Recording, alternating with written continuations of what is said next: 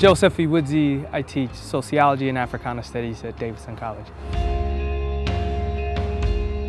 Last year I was teaching a class called Sociology of Betty's Ford Road. And so I was bringing students from Davidson to West Charlotte to work here. And then in a conversation with Dr. TVJ, she said there was no soccer team.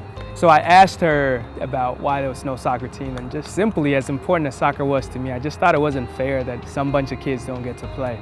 And she mentioned that there were students who come and ask her all the time who are really interested in playing. And so I found out really from her, and then I kind of talked my way into her allowing us to do it.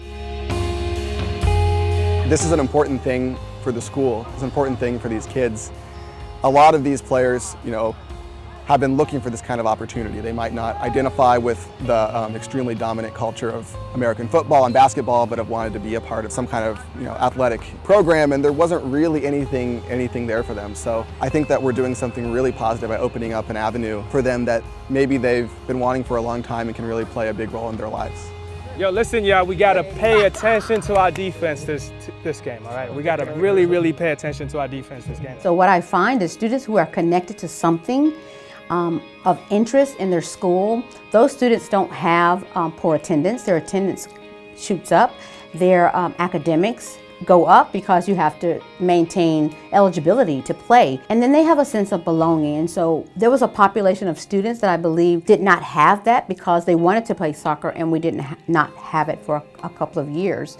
And so what I want to come out of that is just that. I want students to have a sense of belonging and a sense of connection to something of interest at school that then translate to academic achievement and upward mobility and grit and a positive mindset. And so I believe that athletics plays a huge part in that. You're much better at this than I thought you was. That's what terrible. You kept telling me? That was terrible. You just a couple mishits, you got it.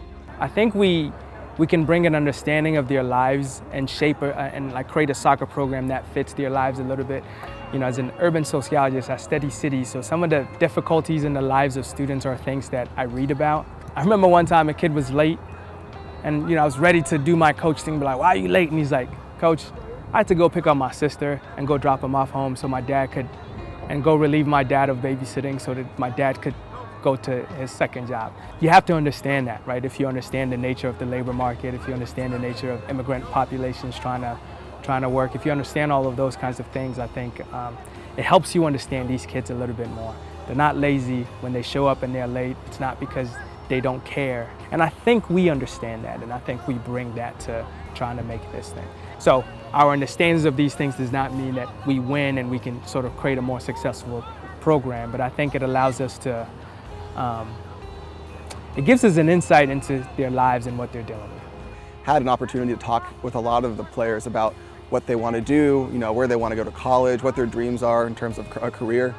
And in some cases I feel like maybe they're not having a lot of conversations like that. So I think maybe the single most important thing we can do is connect with these players and help them channel their dreams and channel their ambitions into success beyond this program. Whatever they define for themselves as a success, I want my students to know that they have the ability to attain that success.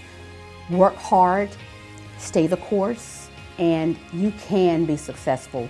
That's what I want for West Charlotte. I don't want people to look down on West Charlotte, oh, that poor school, because that's not what it is. On the inside are wonderful, wonderful kids who represent wonderful families and a community that I just want West Charlotte to be almost the exemplar of what coming together and working together as a community and a school can do to benefit students.